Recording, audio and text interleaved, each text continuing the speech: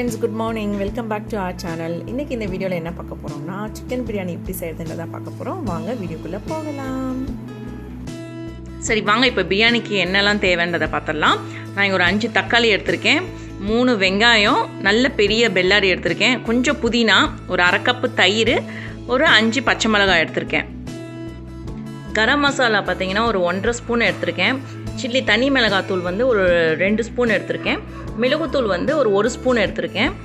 அப்புறம் நெக்ஸ்ட்டு பார்த்திங்கன்னா எண்ணெய் ஒரு சின்ன ஒரு பவுல் வந்து எண்ணெய் எடுத்திருக்கேன். இது வந்து பிரியாணி மசாலா, இது வந்து நானே ரெடி பண்ண மசாலா. இது வந்து கொஞ்சம் இஞ்சி பூண்டு பேஸ்ட்டு, 1/2 கிலோ சிக்கனில் வந்து மஞ்சத்தூளும் இஞ்சி பூண்டு பேஸ்ட்டு கொஞ்சம் உப்பு போட்டு நல்லா ஊற வச்சுருக்கேன். அப்போ தான் வந்து அந்த உப்பெல்லாம் கொஞ்சம் அந்த சிக்கனில் இறங்கி கொஞ்சம் நல்லா பிரியாணியில் சாப்பிடும்போது நல்லா டேஸ்ட்டாக இருக்கும்.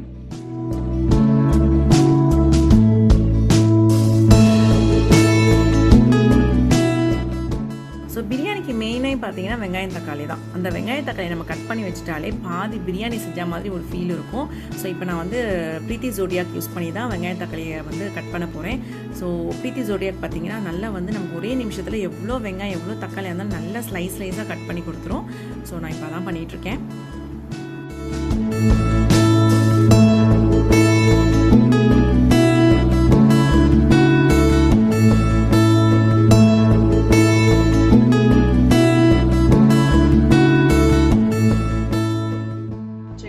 எண்ணெய் வந்து ஆட் பண்ணிடலாம். குளிக்காண்டி எண்ணெய் இருக்கு இல்லைங்களா, அப்படியே எண்ணெயை ஊற்றிக்கலாம். ஸோ 2 ஸ்பூன் வந்து நெய் ஆட் பண்ணிக்கிறேன்.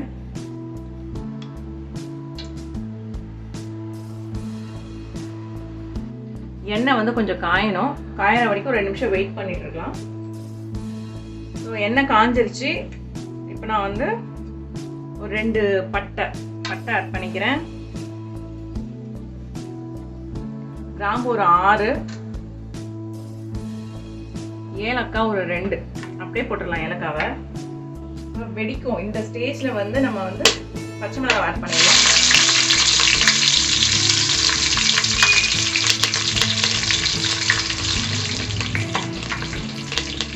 இப்போ நெக்ஸ்ட்டு வெங்காயம் கட் பண்ணி வச்சோம் இல்லைங்களா, அதை ஆட் பண்ணிடலாம். வெங்காயம் அப்படியே நல்லா வந்து ஸ்லைஸாக நல்லா மெலிசாக சூப்பராக வந்திருக்கும். நல்லா வதக்கிட்டே இருங்க, ஒரு 5 நிமிஷமாவது நல்லா வதங்கணும். ஏன்னா நம்ம நிறைய வெங்காயம் ஆட் பண்ணியிருக்கோம் இல்லைங்களா, ஸோ அது வந்து கொஞ்சம் நல்லா வதங்கணும். நல்லா வதங்கிடுச்சு வெங்காயம். இப்போ வந்து நம்ம தக்காளி வந்து ஆட் பண்ணிடலாம்.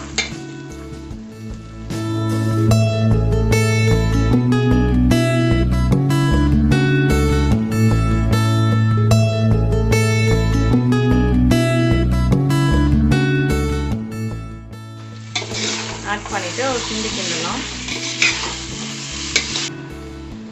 ஸோ எப்போவுமே வெங்காய தக்காளி வதங்கும் போது கொஞ்சம் சால்ட் ஆட் பண்ணிக்கிட்டிங்கன்னா அப்போ வந்து ஈஸியாக சீக்கிரமாக வந்து வதங்கிடும்.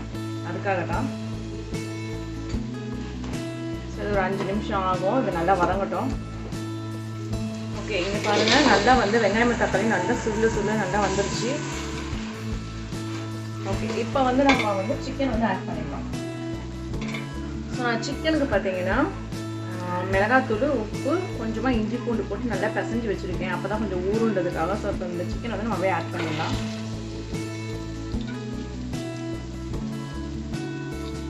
ஆட் பண்ணி நல்லா ஒரு வாட்டி மிக்ஸ் பண்ணி விட்டுருங்க.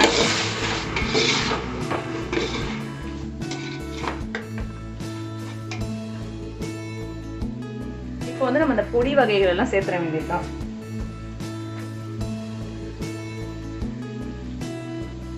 ஃபர்ஸ்ட் வந்து தனி மிளகாய் தூள் சேர்த்துறேன்.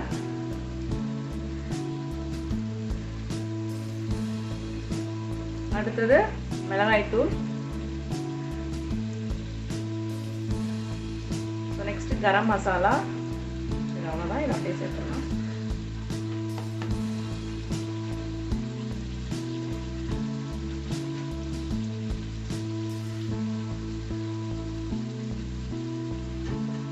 சேர்த்துட்டு இப்போ நல்லா வந்து மிக்ஸ் பண்ணிடலாம். நல்லா வந்து கிண்டி விட்டுடலாம்.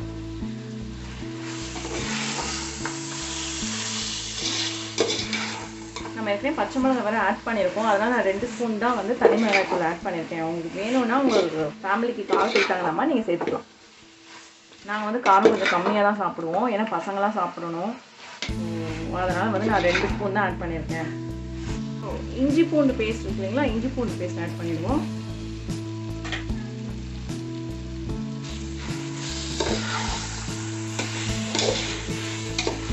இஞ்சி பூண்டு பேஸ்ட் நீங்கள் வெங்காய தக்காளி போட்டு வதக்கும் போது நீங்கள் ஆட் பண்ணிக்கலாம். அப்படி இல்லாட்டினா நீங்கள் வந்து சிக்கன் போட்டும் ஆட் பண்ணிடலாம்.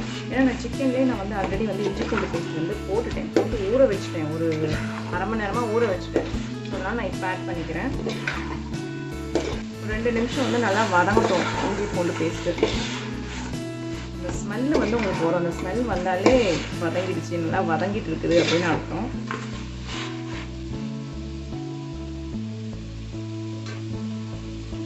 இப்போ வந்து நம்ம தயிர் எடுத்து வச்சோம் இல்லையா, தயிர் ஆட் பண்ணிடலாம்.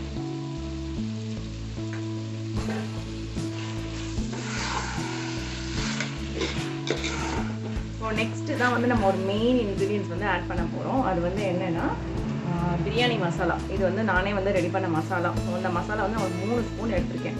இந்த 3 ஸ்பூனை வந்து நான் ஆட் பண்ணிக்கிறேன். ஒரு 2 நிமிஷம் இருக்கட்டும். 2 நிமிஷம் ஆனது அப்புறம் புதினாவை எடுத்து போட்டுடலாம். சரி, இப்போ வதங்கிடுச்சு, சிக்கன் போட்டாச்சு, நம்ம மசாலாவும் பிரியாணி மசாலாவும் போட்டாச்சு. இப்போ வந்து நம்ம வந்து இது சேர்த்துடலாம், புதினா வந்து சேர்த்துடலாம். புதினா வந்து இங்கே வந்து பார்த்தீங்கன்னா நான் வந்து ஒரு 2 கைப்பிடி எடுத்திருக்கேன். ஏன்னா எவ்வளோக்கு எவ்வளோ புதினா போடுறோமோ அந்தளவுக்கு நல்லா வாசனையாக இருக்கும் பிரியாணி. ரொம்பவும் ஜாஸ்தியாக போயிடக்கூடாது, அப்புறம் புதினா ரைஸ் ஆகிடும்.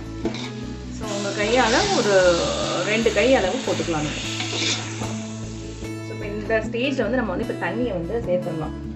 1.5 டம்ளர் வந்து நான் வந்து பாஸ்மதி ரைஸ் வந்து எடுத்திருக்கேன். பாஸ்மதி ரைஸ் வந்து 1 டம்ளருக்கு 1 டம்ளர் தண்ணி ஊற்றணும், சரிங்களா? ஸோ இப்போ நான் வந்து 1.5 டம்ளர் வந்து தண்ணியை ஆட் பண்ணிக்கிறேன் அதில். ஸோ இப்போ நீங்கள் வந்து உப்பு இருக்கா காரம் இருக்கான்னு இந்த தண்ணி ஊற்றுனதுக்கப்புறம் இந்த ஸ்டேஜில் வந்து நீங்கள் செக் பண்ணிவிட்டு அப்படியே மூடி வச்சிடலாம். இது ஒரு கொதி வரட்டும். கொதி வந்து நம்ம அரிசியை போட்டு இறக்கிட வேண்டியது தான். சரி, கொதி வரட்டும், எடுத்து பார்க்கலாம். இப்போ நல்லா கொதிக்குது. நம்ம வந்து அரிசியை வந்து சேர்த்துற வேண்டியது தான். ஆல்ரெடி நான் வந்து நல்லா வாஷ் பண்ணி வச்சுருக்கேன் அரிசியை. ஸோ நான் அரிசியை வந்து ஆட் பண்ணிடுறேன்.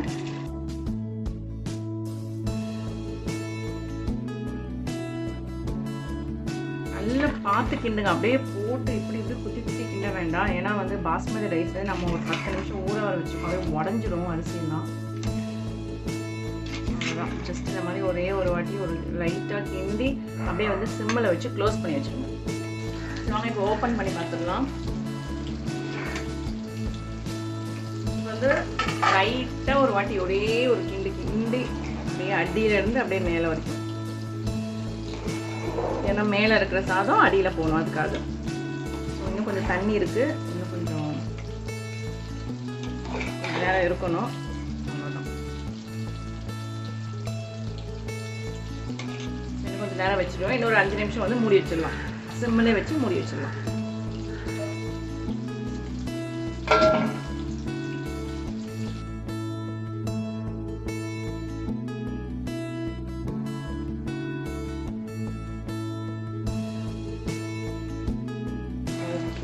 நல்லா வெந்துருச்சு பாருங்க. அப்படியே லைட்டாக அப்படியே கீழே இருந்து அப்படியே கிண்டி விடுங்க.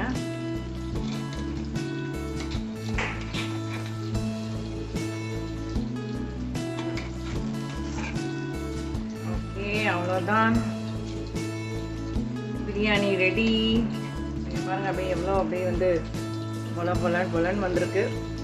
ஸோ இப்போ நம்ம வந்து கொத்தமல்லி தூவி சர்வ் பண்ணிட வேண்டியது தான். அவ்வளோதான், ஸ்டவ் ஆஃப் பண்ணிடலாம். ஒரு 1/2 லெமனை பிழிஞ்சு விட்டு ஒரு லைட்டாக அப்படியே கிண்டி இறக்கிட வேண்டியது தான்.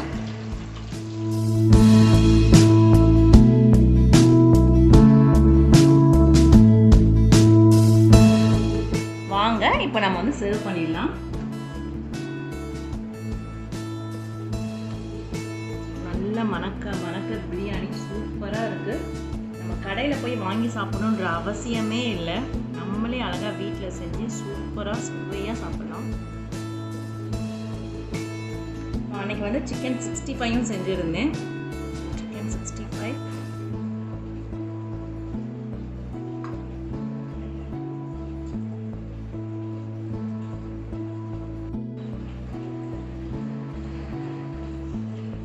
அப்புறம் ரைத்தா. ஸோ ஸோ அவ்வளோதான் எங்களோட சண்டே லன்ச் வந்து ரெடி.